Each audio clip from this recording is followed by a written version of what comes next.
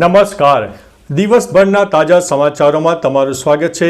તમારી સાથે હું છું પિનલગીરી ગોસ્વામી. સમાચારો વિસ્તારથી જાણીએ એ પહેલા મહત્વના સમાચારો ઉપર એક નજર.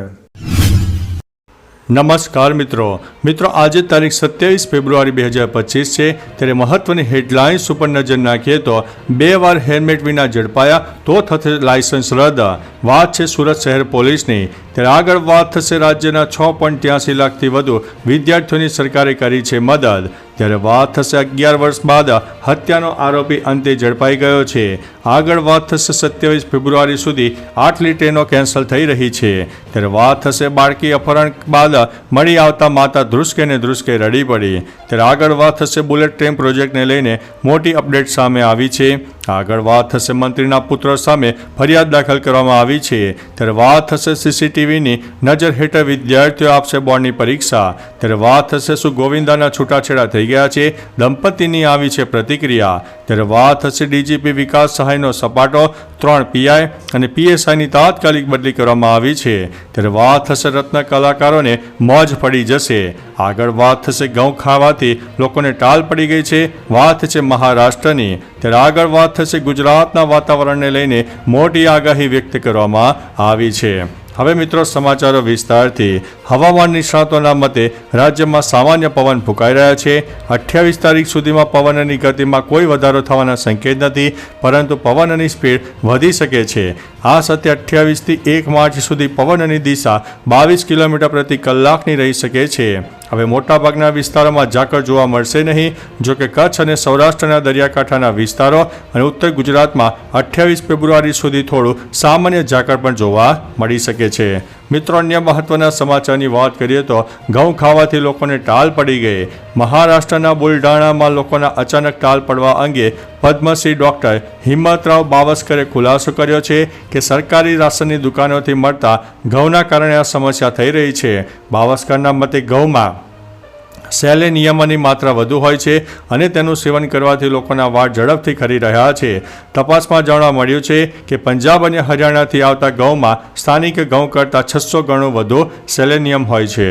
મિત્રો અન્ય મહત્વના સમાચારની વાત કરીએ તો રત્ન કલાકારોને મોજ પડી જશે. રત્ન કલાકારો સામે સારા સમાચાર આવ્યા છે. લાંબા સમયથી મંદીનો માર સહન કરી રહેલા હીરા ઉદ્યોગમાં તેજીનો ઘોડો દોડશે.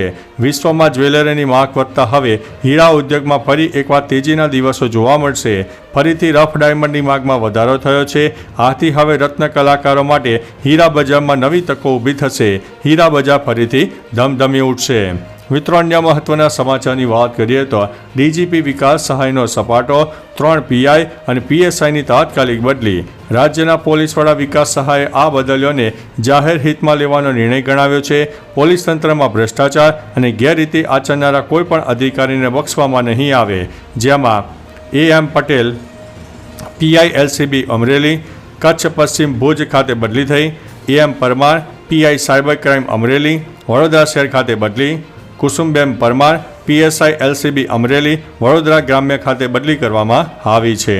મિત્રો અન્ય મહત્વના સમાચારની વાત કરીએ તો શું ગોવિંદાના છૂટાછેડા થઈ ગયા છે, દંપતીની આવી છે પ્રતિક્રિયા. ગોવિંદા અને તેની પત્ની સુનીતા વચ્ચે છૂટાછેડાની અફવા વચ્ચે હવે ગોવિંદાને આ પ્રશ્ન પૂછવામાં આવ્યો ત્યારે તે પ્રશ્ન ટાળતો જોવા મળ્યો. તેણે કહ્યું, હું મારી ફિલ્મ શરૂ કરવાની પ્રક્રિયામાં છું.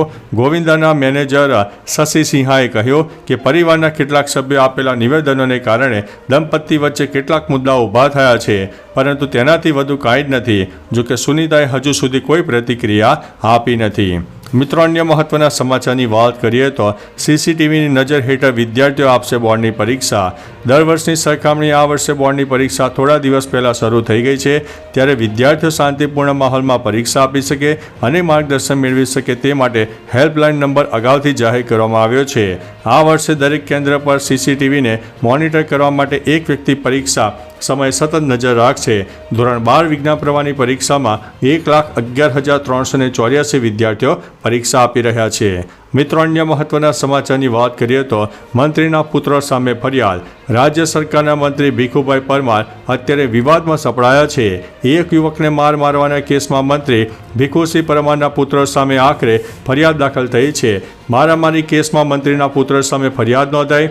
કુલ 6 આરોપીઓ વિરુદ્ધ મોડાસા ટાઉન પોલીસ મથકે ફરિયાદ નોંધવામાં આવી છે. મિત્રો, અન્ય મહત્વના સમાચારની વાત કરીએ તો બુલેટ ટ્રેન પ્રોજેક્ટને લઈને મોટી અપડેટ સામે આવી છે. ગુજરાતમાં બુલેટ ટ્રેનને લઈને નવસારી, વલસાડ, ખેડા અને સુરતમાં મોટા પુલ પૂરા બનીને તૈયાર થઈ ગયા છે. બુલેટ ટ્રેન દેશના 1350 કિલોમીટર લાંબા મુંબઈ દિલ્હી એક્સપ્રેસ વે પરથી પસાર થશે. National high speed rail corporation લિમિટેડે Mumbai Ahmedabad bullet train project માટે ગુજરાતમાં 5મા PSC બ્રિજનું બાંધકામ પૂરું કર્યું છે. સુરતના કોસંબા નજીક નેશનલ એક્સપ્રેસ વે 4 પર 260 મીટર લાંબો PSC બ્રિજ પણ બની ગયો છે. મિત્રો, અન્ય મહત્વના સમાચારની વાત કરીએ તો બાળકીના અપહરણ બાદ મળી આવતા માતા ધ્રુસકે ને ધ્રુસકે રડી પડી. સુરતના કાપોદ્રા વિસ્તારમાં આવેલી સોસાયટીમાંથી માસૂમ 2 વર્ષની બાળકીના અપહરણ કેસમાં આરોપીની દાહોદ ખાતેથી પોલીસે ધરપકડ કરી ગણતરીના કલાકોમાં ભેદ ઉકેલી કાઢ્યો. સાથે જ માસૂમ બાળકીને અપહરણ કાંટાના ચુંગાલમાંથી મુક્ત કરાવીને પરિવાર સાથે મિલન કરાવ્યું. જ્યાં પોલીસની આ કામગીરીને પરિવાર અને સોસાયટીના લોકોએ બિરદાવીને અભિવાદન પણ કર્યું હતું. મિત્રો, અન્ય મહત્વના સમાચારની વાત કરીએ તો 27 ફેબ્રુઆરી સુધી આટલી ટ્રેનો કેન્સલ થઈ.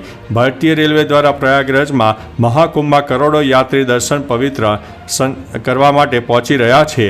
પરંતુ 26 ફેબ્રુઆરીના રોજ મહાશિવરાત્રિના દિવસે થતા અમૃત સ્નાન પહેલાં રેલવે તરફથી શ્રદ્ધાળુઓ માટે મુશ્કેલી વધી ગઈ. રેલવે અલગ અલગ રૂટની 22 ટ્રેનો કેન્સલ કરી દીધી. મહાશિવરાત્રિ પર તમે પણ જો પવિત્ર સ્નાન માટે ગયા હોય તો આ મુસીબતનો તમારે સામનો કરવો પડ્યો હશે. મિત્રો, અન્ય મહત્વના સમાચારની વાત કરીએ તો 11 વર્ષ બાદ હત્યાનો આરોપી ઝડપાયો છે. શહેરના વટવા GIDC વિસ્તારમાં વર્ષ 2014માં થયેલા લૂંટના ઈરાદે હત્યા કેસમાં ફરાર આરોપીની ક્રાઇમ બ્રાન્ચે ધરપકડ કરી છે. આરોપી વેશ પલટીને અલગ અલગ રાજ્યમાં રહેતો હતો. ક્રાઇમ બ્રાન્ચને મળતી માહિતી હતી કે આરોપી કર્ણાટકમાં મેળામાં નોકરી કરે છે. તે માહિતીના આધારે ધરપકડ કરી લીધી છે. છેલ્લા 11 વર્ષથી હત્યાને અંજામ આપીને નાસ્તો ફરતો આરોપી પકડાઈ ગયો છે. હત્યારા સામે પોલીસે કાયદેસરની કાર્યવાહી હાથ ધરી છે.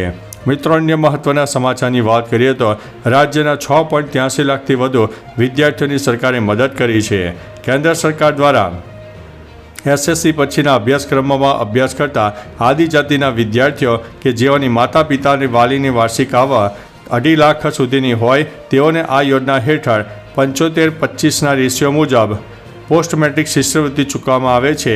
જ્યારે 2.5 લાખથી વધુની કૌટુંબિક આવક ધરાવતી કન્યાઓ માટે વર્ષ 2008થી રાજ્ય સરકાર દ્વારા પોસ્ટ મેટ્રિક શિષ્યવૃત્તિ યોજનાનો લાભ આપવામાં આવે છે.